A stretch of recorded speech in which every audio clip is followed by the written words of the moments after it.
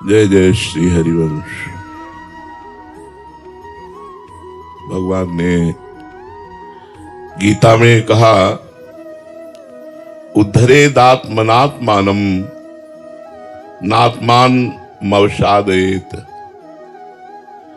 मनुष्य का उद्धार कोई और नहीं कर सकता। उद्धरेदात्मनात्मानम, अपना उद्धार स्वयं को ही करना होगा। संत महात्मा गुरुदेव शास्त्र ऋषि मुनि ये आपको उपदेश दे सकते हैं, चलने की राह बता सकते हैं, लेकिन चलना आपको ही पड़ेगा। जिस दिन शरीर रोग से ग्रसित होगा और प्राण शरीर को छोड़ने वाले होंगे, उस समय भयानक पीड़ा और कष्ट से युक्त होकर जब प्राण छूटेंगे तो ना आपका पद रहेगा, न रुपया रहेगा, न रिश्ते नातेदार रहेंगे। आप अकेले जाएंगे और अपने कर्मों का बोझा लेकर जाएंगे। और आए काहे के लिए हैं? आए हैं कर्म बंधनों का नाश करके भगवत प्राप्ति करने के लिए, भगवान को प्राप्त करने के लिए। पर दुर्भाग्य है, हम राजी हैं संसार के भोगों में। तो भगवान कहते हैं, उद्धरेदात्मनात्मानम नात्मान मवसादयेत। तुम्हारा दूसरा कोई कल्याण नहीं कर सकता। आशीर्वाद मांगने की जरूरत नहीं है, तुम्हें कर्तव्य कर्म करने की जरूरत है। अगर आप अपने कर्मों को बिगाड़ लेंगे तो किसी का भी आशीर्वाद आपका मंगल नहीं कर सकता। पक्का नोट कर लो ये बात। जब रावण ने अपने कर्म बिगाड़ लिए, बड़ा विद्वान था, अद्भुत विद्वान था, अद्वितीय विद्वान और योद्धा था। परम पवित्र कुल पुलस्त में, पुलस्त कुल का पौत्र है ये, उत्तम कुल पुलस्त करनाथी। लेकिन आचरण बिगाड़ लिया, कर्म बिगाड़ लिया। और भगवान शंकर का अनन्य भक्त, भगवान शंकर की उपासना करने वाला, देखो सब कुछ है, आचरण बिगड़ गया तो भगवान शंकर ने ही लंका जला दी हनुमान जी का रूप रख करके। हनुमान जी कौन है? 11वें रुद्र का अवतार है, भगवान शंकर का अवतार है। शंकर सुवन केशरी नंदन। अगर हम पढ़े लिखे हैं, भगवान ने हमें मनुष्य जीवन में बुद्धि दी है, हम दूसरे का अहित करेंगे और जो शास्त्र निषेध करता है कि ये नहीं करना चाहिए, कानून कानून है, कानून के खिलाफ अपराध है, तुम्हारी समझ में भले अपराध ना हो लेकिन कानून के खिलाफ अपराध है। ये हमारे शास्त्र क्या है? ये भागवतिक लॉ है, कानून है। अगर इनके विरुद्ध चलोगे तो पाप कर्म बनेगा, और पाप कर्म का फल होता है दुख, अशांति, चिंता, शोक, भय, मृत्यु और नीच योनियों में जाना। इसलिए आपको कमर कसनी पड़ेगी अपने उद्धार के लिए।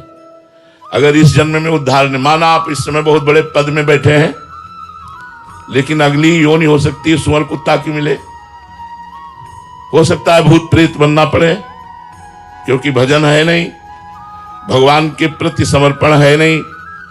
खूब मनमानी रुपया इकट्ठा किया, मनमानी भोग भोगे, मनमानी आचरण किए, तो इनका परिणाम भी तो मिलेगा। और इनका जब परिणाम मिलेगा तो भोगना बहुत कठिन होता है। कह देना बात सहज होती है, अरे यार हम देख लेंगे बाद में, नहीं देख पाओगे। ऐसे भयानक भयानक पीड़ा और कष्ट है कि केवल स्वयं को भोगना होता है, दूसरा कोई नहीं जानता।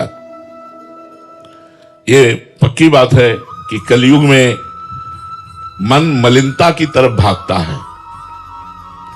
इसे शास्त्र की बातें अच्छी नहीं लगती, संतों की बातें अच्छी नहीं लगती। ये बुरी बातों को करने में बड़ा खुश रहता है मन जो है। बुरी बातों को, शराब पीना, मांस खाना, पराई स्त्री से व्यभिचार करना, घूस लेना, दूसरों को सताना, बहुत तरह से गंदी बातों में, अपराध में ये खुश रहना चाहता है।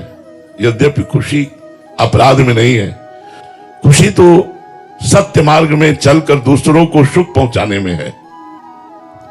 ऐसा क्यों है? क्योंकि हमारा मन मलिन हो गया है। अब इस मलिन मन को पवित्र करने के लिए कलयुग में दूसरा साधन नहीं है। जैसे आप यमुना जी को देख रहे हैं, कितनी श्रद्धा है आपकी यमुना जी पर। आप स्नान करोगे तो आपकी श्रद्धा के अनुसार फल मिलेगा। गंगा जी, यमुना जी जो पवित्र हमारे पापों का नाश करने वाली हैं, उनमें ऐसे सीवर नालियां बड़ी बड़ी डाल दी गई हैं कि ये पवित्र तीर्थ हमारे आज कलयुग का ऐसा प्रभाव, यहाँ यहीं से बैठने को देखने में जूता चप्पल धोना, ऐसे ये वो सब बहता जा रहा है। मतलब वो बड़े बड़े नाले, लेकिन गंगा जी तो गंगा जी हैं, यमुना जी तो यमुना जी हैं, पर हमारी कलयुगी श्रद्धा इन पर नहीं बन पाएगी। गया उद्धार का क्षेत्र जो हमारे लिए गंगा यमुना परम पावन, यज्ञ, पवित्र घी मिलना, पवित्र मंत्र वेत्ता ब्राह्मण मिलना, पवित्रता का पूरा यज्ञ का सांगोपांग निर्वाह होना बड़ा कठिन है, बड़ा कठिन है। थोड़ी सी त्रुटि हो जाए तो यज्ञ का फल नहीं मिलेगा, थोड़ी सी मंत्र में त्रुटि हो जाए तो यज्ञ का फल नहीं मिलेगा। ऐसे मंत्रवेत्ता, ऐसे शुद्ध पदार्थ सब, यज्ञ गया, तपस्या, सर्दी आई तो हीटर और गीजर, गर्मी आई तो कूलर और एसी और फ्रिज और दुनिया, ये तपस्या भी गई।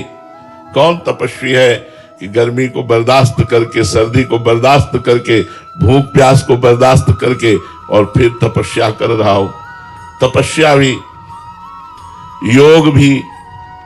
यहां हमारी दुर्दशा है कि हम बिना भोगों के जी नहीं सकते। आप देखो जरा चिंतन करके, तो योग और भोग दोनों विपरीत हैं। हमारी दृष्टि भोग में है, आप देख लो अंदर से, सुबह जगने से लेकर सोने तक भोग में ही दृष्टि रहती है। अंदर से देखो, ये खाना है, पीना है, देखना है, सुनना, ये भोगना, ये छूना, ये संग्रह करना, ये कभी ये चिंतन आता है यहां से जाना है, कभी ये चिंतन आता है कि मुझे भगवत साक्षात्कार करना है? नहीं। तो बोले क्यों? क्योंकि कलयुग ने मन को मलिन कर रखा है। अब अंतर्मल के नाश का एकमात्र उपाय रह गया है नाम। कृतयुगे ध्यायते विष्णुम त्रेतायाम यजते मखई द्वापरे परिचर्यायाम कलो तद्धरि कीर्तनात्। सतयुग में ध्यान के द्वारा भगवत प्राप्ति होती थी। आंख मूंदो, देखो ध्यान में क्या दिखाई देता है? अंधेरा। ईमानदारी की बात देखो, बेईमानी से कहोगे कि हमको ये दिखाई देता, हम नहीं मानेंगे। ईमानदारी से देखो, आंख मूंदो तो अंधेरा दिखाई देता है।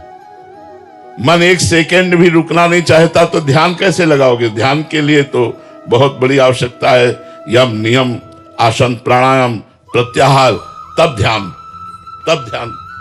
सतयुग में ध्यान के द्वारा भगवत प्राप्ति होती थी। त्रेता में मखई, यज्ञ के द्वारा भगवत प्राप्ति होती थी। द्वापर में भगवान की विविध पूजा के द्वारा होती थी। लेकिन कलयुग में केवल नाम जप से भगवत प्राप्ति होगी। कलयुग बहुत बड़ा मलिन युग है और बहुत बड़ा मंगलमय युग है। यदि इसमें सही आचरण करके और कुछ ही भजन कर लिया जाए तो ये भगवत प्राप्ति करा देता है। जो 10-10 हजार वर्ष तक तपस्या करने पर भी नहीं होती थी, कलयुग में वर्षों में हो जाए, पर मन लगे तब। नाम जप, हरिर नामो हरिर नामो हरिर नाम केवलम कलय नास्ते नास्ते नास्ते गति अन्यथा। कलयुग में दूसरी गति नहीं है, दूसरी गति नहीं है, दूसरी गति नहीं है। भगवान व्यासदेव जी 3 बार कह रहे हैं, केवल एक भगवान का नाम मंगल में। तुलसीदास हरिनाम सुधा तज सठ हठ पियत विषय विष मांगी। अब जब थोड़ा नाम जब शुरू हुआ तो हमारी मांगे शुरू हो जाती है।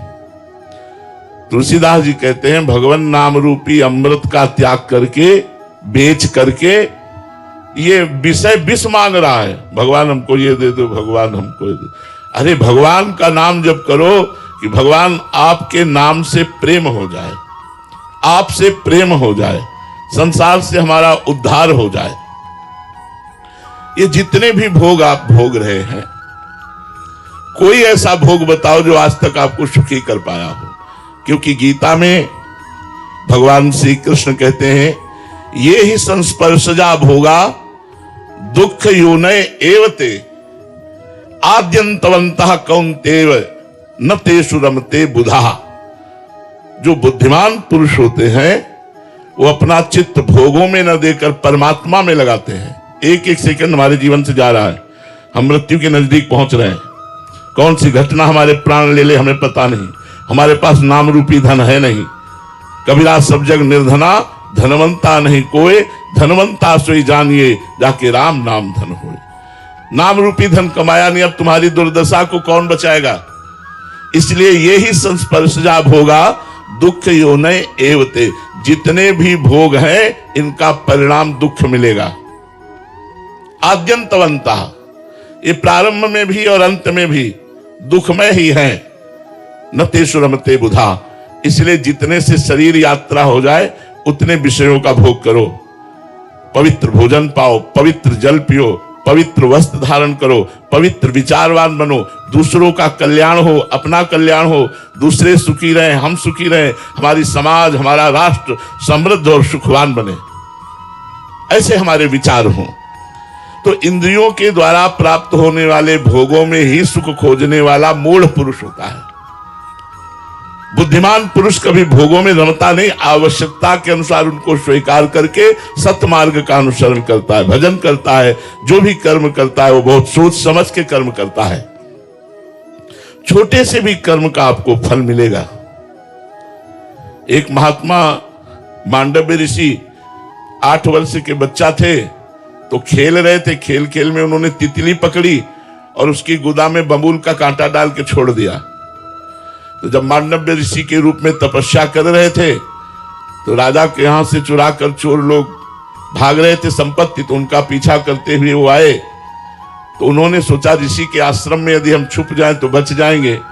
वो छुप गए। राजकर्मचारियों को पता चला तो मैं ऋषि सहित उन चोरों को माल सहित बंदी बना लिया। अब जब माल सहित बंदी बना लिया तो वहां सफाई देने की क्या बात है, सीधे सूली की सजा। तो उन महात्मा को भी सूली पे बैठाल दिया गया, जो मांडव्य ऋषि, महाभारत में एक प्रसंग आता है। अब जो ही सूली उनके गुदा द्वार में घुसी तो ध्यान भंग हुआ और पद्मासन लगाकर सूली पर बैठ गए। तेजस्वी महात्मा थे। जब दूसरे दिन अन्य अपराधियों को सूली की सजा देने का समय आया तो पुराने मृत अपराधियों को उतारा जाता था, तो वहां सब तो मर गए थे लेकिन मांडव्य ऋषि आसन पर बैठे थे। कांप गए, राजा सहित सब आकर चरणों में गिरे। मांडव्य ऋषि ने कहा, शूली हटा दो, हम तुम्हें दंड नहीं देंगे, हम यमराज को दंड देंगे जाके। उन्होंने, मुझे याद है जीवन में कोई पाप नहीं किया, फिर भी दंड क्यों दिया। शूली हटाई गई, हटी नहीं, काटी गई, तो उन्हें अनिमांडव्य ऋषि कहा गया। वो यमराज के पास गए और उन्होंने कहा, ये सूली मेरे क्यों घुसी, क्यों, कौन सा अपराध, मैं तो बचपन से तपस्या कर रहा हूं। तो उन्होंने दिखाया कि 8 वर्ष की अवस्था में आपने तितली की गुदा में बबूल का कांटा छोड़ दिया, उसके फलस्वरूप आज आपको सूली की सजा भोगनी पड़ी। आप समझ रहे हैं, छोटे से भी कर्म का कितना बड़ा दंड मिलता है। यहां भी देख लो, अपराध होता है 5 मिनट 10 मिनट और सजा होती है 20 साल, आजीवन, आजीवन कारावास या मौत की सजा, फांसी। इसलिए बुद्धिमान बनो, भोगों की तरफ आकर्षित होकर नशा कर गंदे आचरण करके अपने जीवन को बर्बाद मत करो। बड़ा कीमती और देवताओं के लिए भी दुर्लभ ये मनुष्य देह है। भगवान ने संसार को दुखालयम कहा, यहां कभी कोई सुखी होकर गया ही नहीं।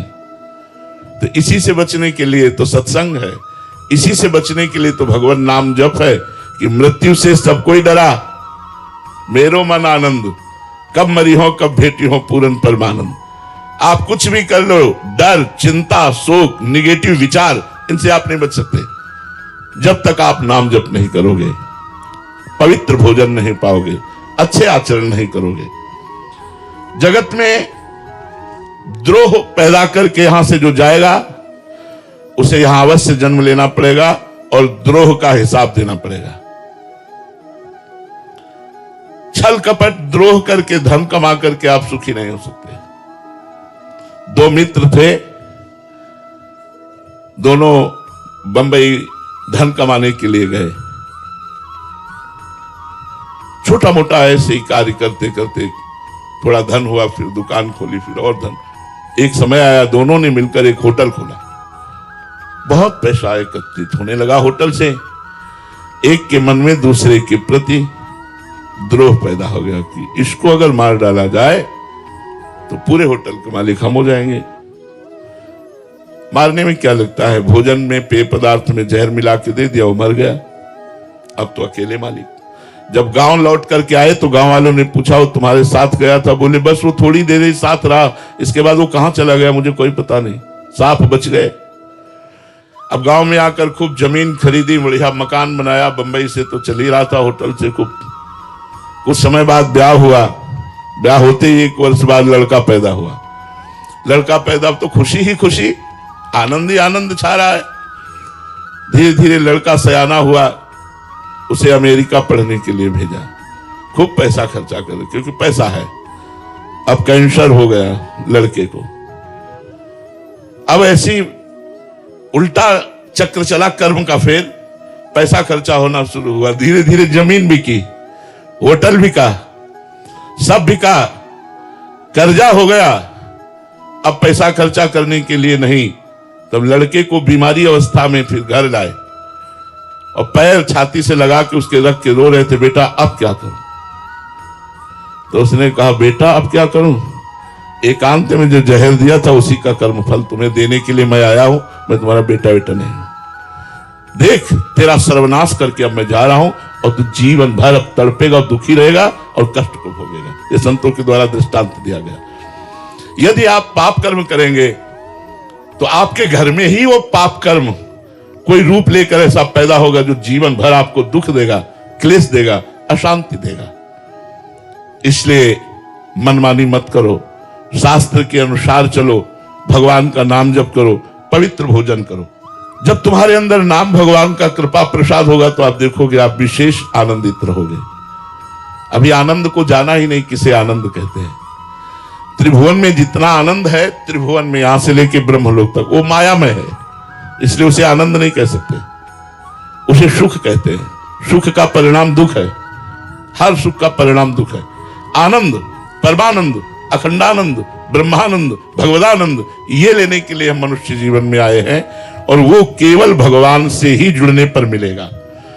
तो जहां निरंतर नाम जप होता है वहीं भगवान से प्रेम प्रकट हो जाता है। देखो अभी भगवान पराये लगते हैं और पराये अपने लगते हैं। जैसे 10 वर्ष का लड़का है तो 10 वर्ष पहले ये कहां था, कौन था, आपको पता नहीं, लेकिन 10 वर्ष से तुम्हारे घर में आ गया तो प्राण प्यारा हो गया। और अनेक अनंत जन्मों से हमारे स्वामी भगवान हैं, वो हमें पराये लगते हैं।